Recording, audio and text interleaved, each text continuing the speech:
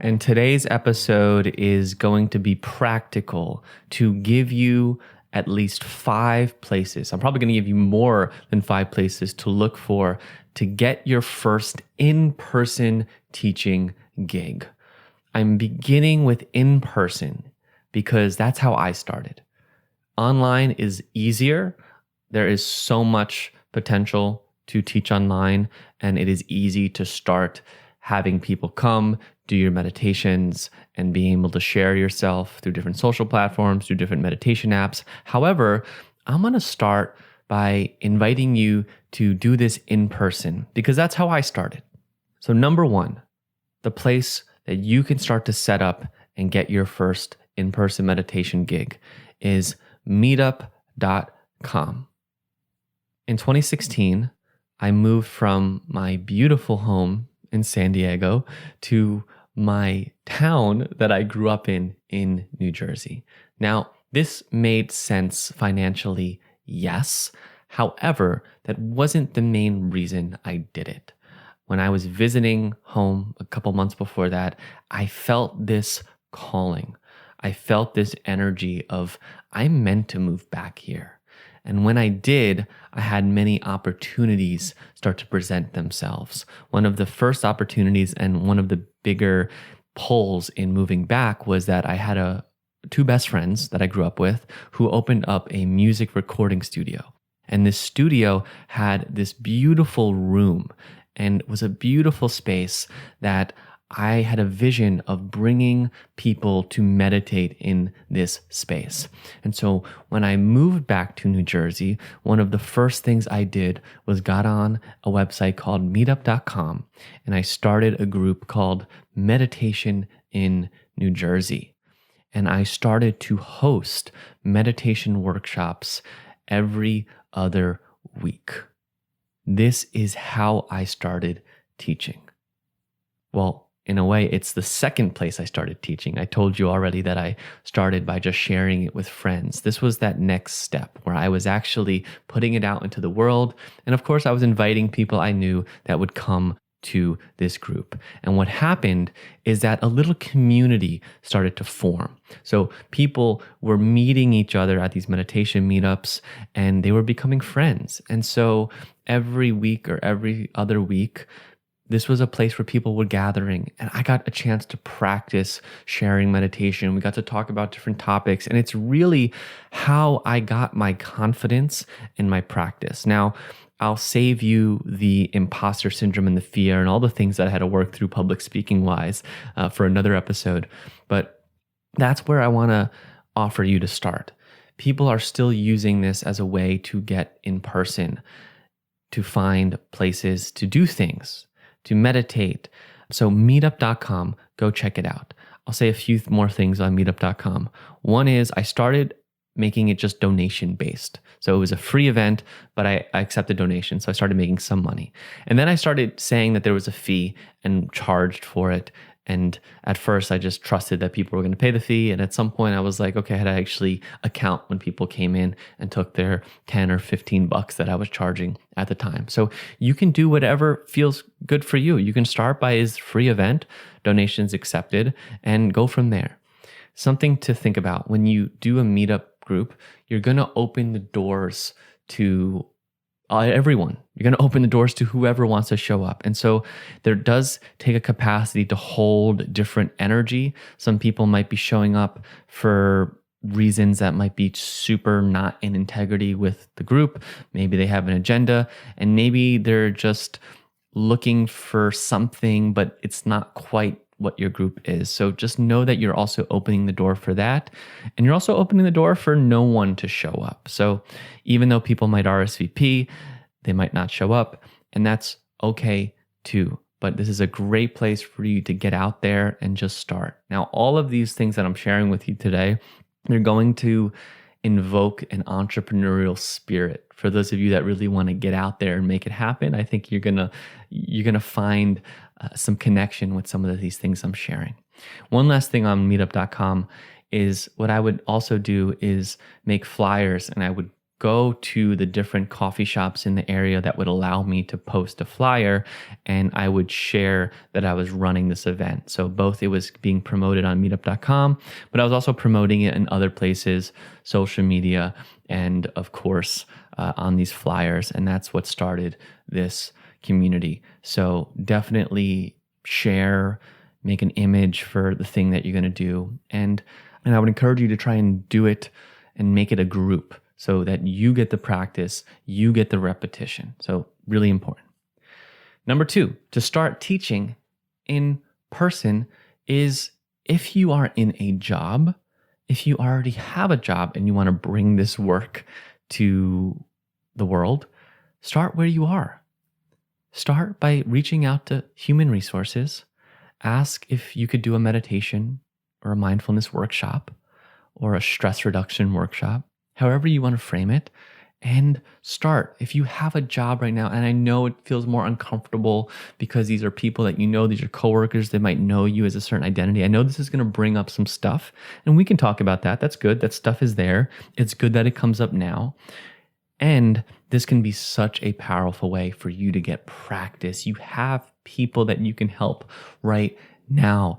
You don't have to wait till you leave. You can start bringing this to your work right now. And this could potentially lead to an opportunity.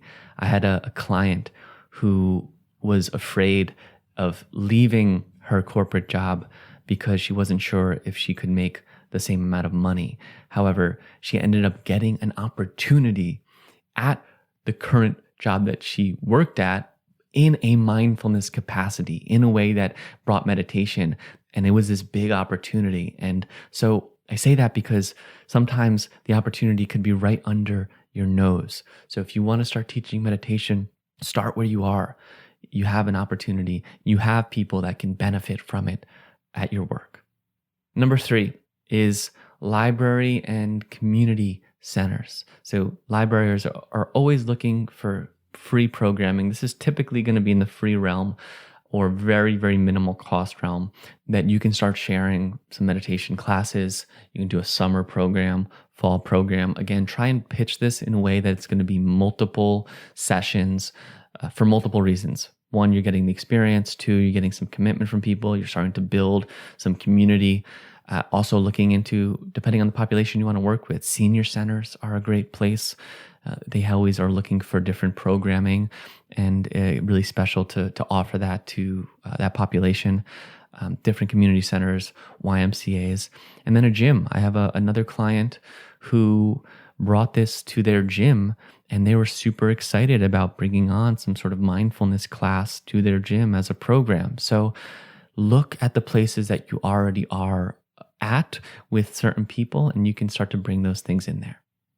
Number 4 is yoga and meditation studios. Now, this might be obvious. If you're going to teach meditation, you probably want to find a meditation studio. These are less available, meditation studios. They started popping up more, and then COVID hit, and a lot couldn't sustain going virtual with some of the overhead that they had. So there might be less, and there might not be in your area.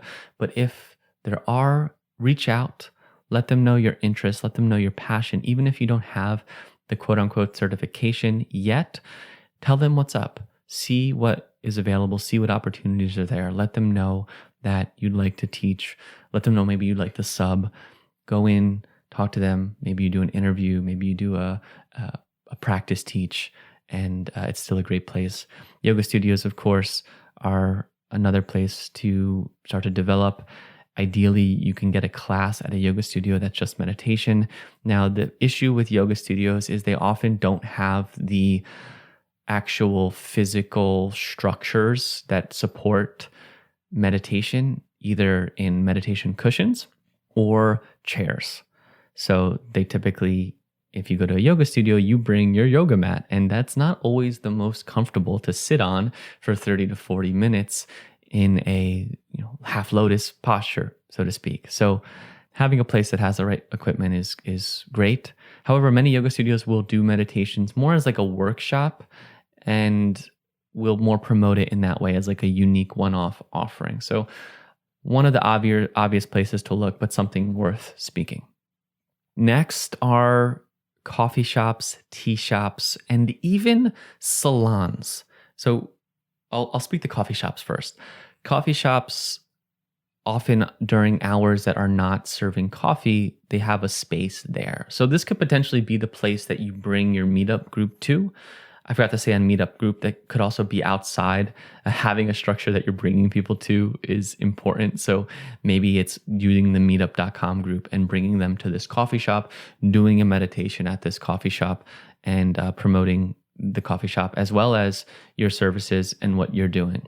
I would even look for open mics in your area and asking if you can do a guided meditation. So this is really getting into like, I just want to get experience and do new things. You're definitely going to be getting out of your comfort zone with this, but looking for different open mics and saying, hey, can I come on the open mic and do a 5-minute guided meditation? And I'm sure many people will be like, yeah, that's interesting. That's new. Come on, go ahead and do it. So lots of opportunities. Salons, a lot of times, again, when they're not doing hair, they often have a community that shows up there. And some salon owners, they want to do something for their community. And so reaching out and saying, hey, I don't know if you ever do meditation, but if you want to have your community come for an event, I'll come, I'll be the meditation teacher, I'll guide them. I've been pitched by salons to do this every week, to do this every Thursday evening, where I'd come and I'd do a meditation because they want to start to create a group. And so there's an opportunity there. And just looking in your area, looking at your town, what else can you find? What are other stores? What are other potential opportunities? Again, this is going to encourage you to get into that entrepreneurial spirit. It's going to encourage you to get out of your comfort zone and have some fun with it.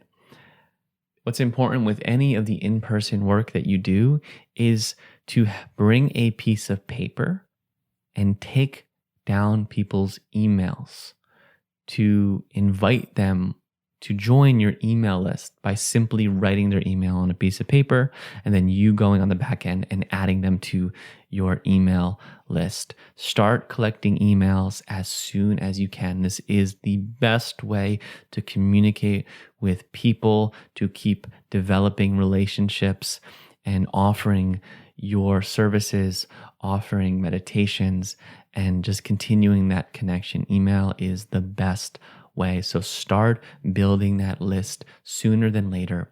Every email counts. Every event is an opportunity for people to stay connected to you and for you to have another channel that is in social media to share what you have going on. So to recap, 5 places to start teaching in person. Set up a meetup.com, do it outside, find a place. Do it at your home. You can. So I forgot to say, you do have to find a place to do that meetup, but figure it out. See what calls to you. Number 2, your work. If you have a job, if you're at a company, if you're at a workplace, you can start doing this at your work. If you're a teacher, a school teacher, you can start doing this with your kids. You can create this with your staff. Start where you are with what you have. Number 3, libraries, community centers, local gyms, senior centers, all places that have programming that you can fit into, start getting practice. Number 4, yoga studios, meditation studios, search them in your area, see what they have going on, see if they'd be open for you doing a workshop or teaching as a sub or becoming a regular teacher there.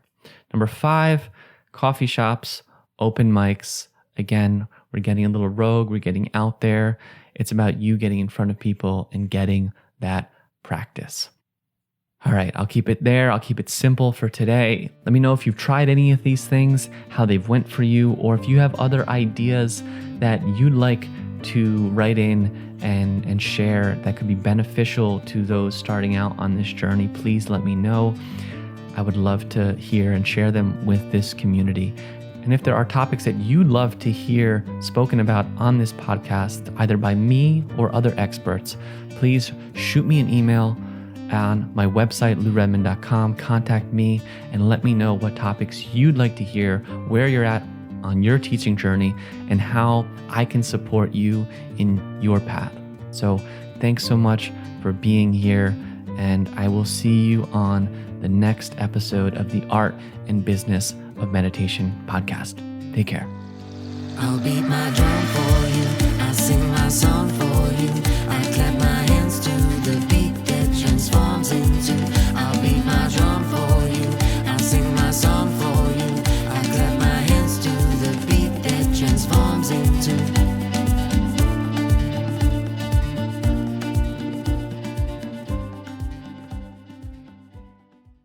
The music you heard is a song called Nova by River Roots. Thank you so much for listening.